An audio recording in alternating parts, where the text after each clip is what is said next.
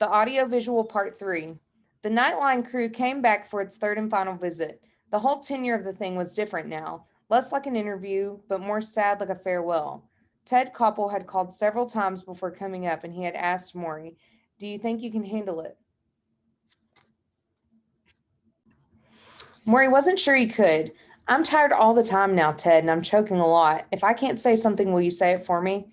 Koppel said sure, and then the normally stoic anchor added this: "If you don't want to do it, Maury, it's okay. I'll come up and say goodbye anyhow."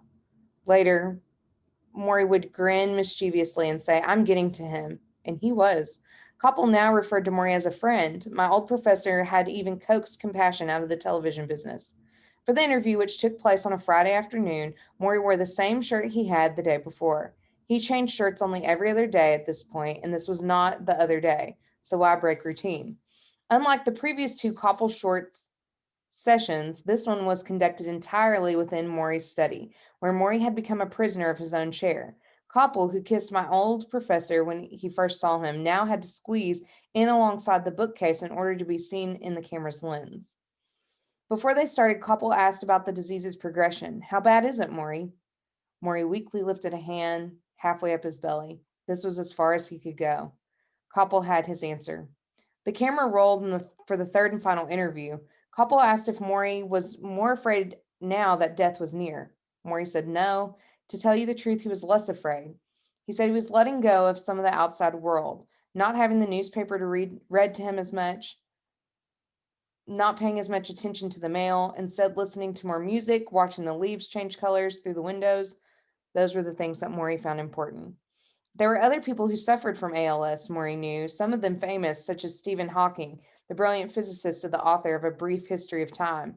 He lived with a hole in his throat, spoke through a computer synthesizer, typed words by batting his eyes as a sensor picked up the movement. This was admirable, but it was not the way Maury wanted to live. He told Koppel he knew when it would be his time to say goodbye. For me, Ted, living means I can be responsive to the other person. It means I can show my emotions and my feelings, talk to them, feel with them. He exhaled. When that is gone, Maury is gone. They talked like friends, as he had in the previous two interviews. Koppel asked about the old butt wiping test, hoping perhaps for a humorous response, but Maury was too tired to even grin. He shook his head. "When I sit on the commode, I can no longer sit up straight. I'm listing all the time, so they have to hold me.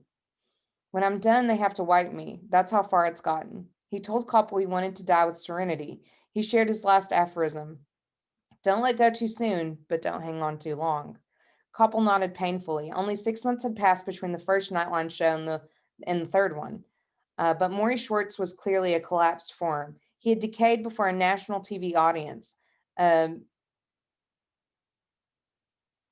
a mini series of a death. But as his body rotted, his character shone even more brightly. Toward the end of the interview, the camera zoomed in on Maury, and Koppel was not even in the picture. Only his voice was heard from outside. And the anchor asked if my professor had anything he wanted to say to the millions of people he had touched. Although he did not mean it in this way, I couldn't help but to think of a condemned man being asked for his final words. "Be compassionate," Maury whispered, "and take those responsibilities for each other. If we only learned those lessons, this would be a much better place." He took a breath and then added his mantra: "Love each other or die." The interview was ended, but for some reason the cameraman left the film rolling and a final scene was caught on tape. "You did a good job," Koppel said. Maury smiled weakly. "I gave you what I had," he whispered. "You always do." "Ted, this disease is knocking at my spirit, but it will not get my spirit. It'll get my body, but it will not get my spirit." Koppel was in tears. "You done good." "You think so?" Maury rolled his eyes toward the ceiling. "I'm bargaining with him up there now. I'm asking him, do I get to be one of the angels?" And it was the first time Maury had ever admitted talking to God.